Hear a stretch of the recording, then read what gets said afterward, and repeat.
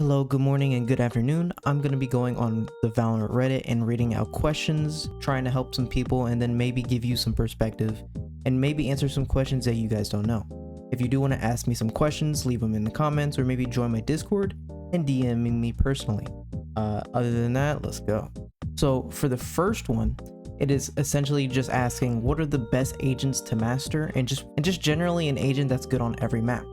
So there's no agent I believe that's good on every single map other than Jet, but outside of her, I think the two best agents to master are Sova and Clove. Sova provides an infinite amount of information and walls with his recon and drone.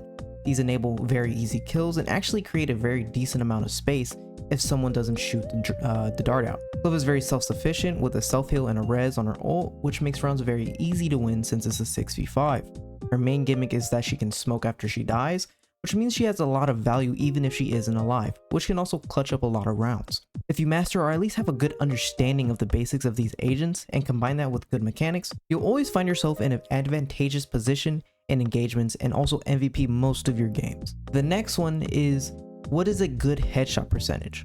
Now, headshot percentage in Valorant really doesn't matter all that much. As long as you can get the kill and then stay alive or at least get 2 kills, then that's all that matters. It doesn't matter if you fully body shot them or if you headshot them or hit them in the legs. It doesn't really matter what guns you use either.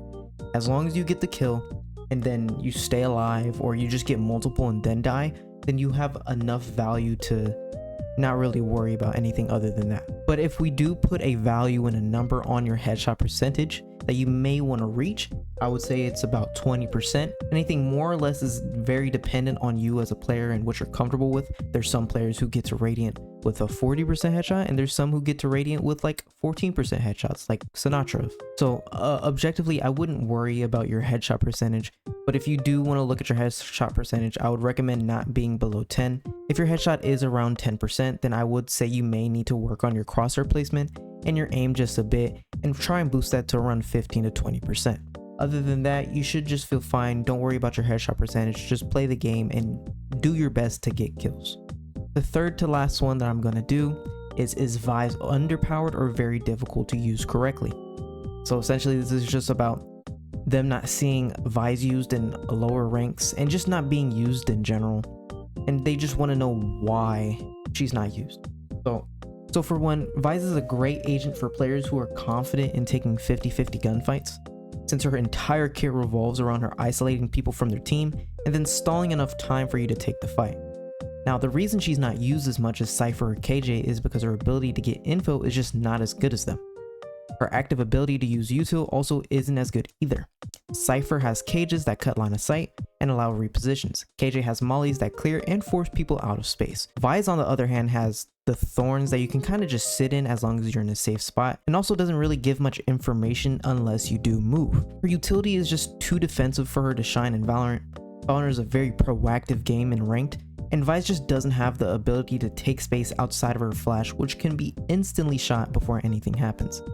Not to say that she's bad, but she will not be better than Cypher or KJ unless she gets kind of like a change to her entire kit. But you will still be able to find value with this character, and you can definitely do a lot of things with her and still rank up just as much as the other two. It's just on a base level, her kit isn't as good or as usable as Cypher or KJ.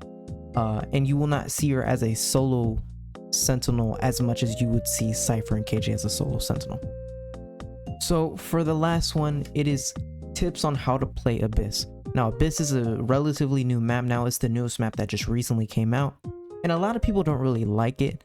Personally, I don't really find the map very hard. It can be a little bit of annoying on defense, but it's annoying on defense or attack on any other map. But I'm just going to give some advice. So let's start with defense. Firstly, you want to put some kind of pressure on either of the mains, A or B, and draw utility which makes the sight hits weaker.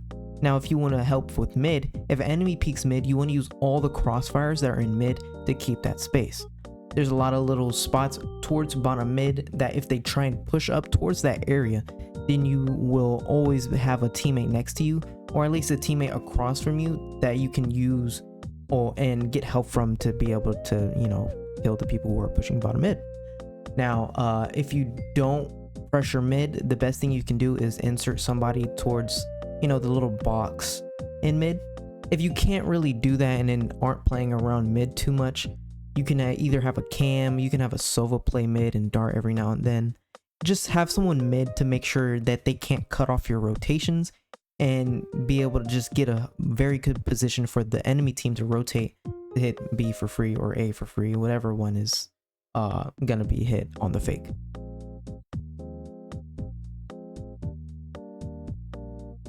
Now, if they hit the sites, I would recommend you playing with your life in mind. Abyss has really long rotate times, so playing sites is dangerous since you could just put your team in a very disadvantageous position. You can go for picks on their entry, but no more than one if you're by yourself, and make sure you have a path to get to safety.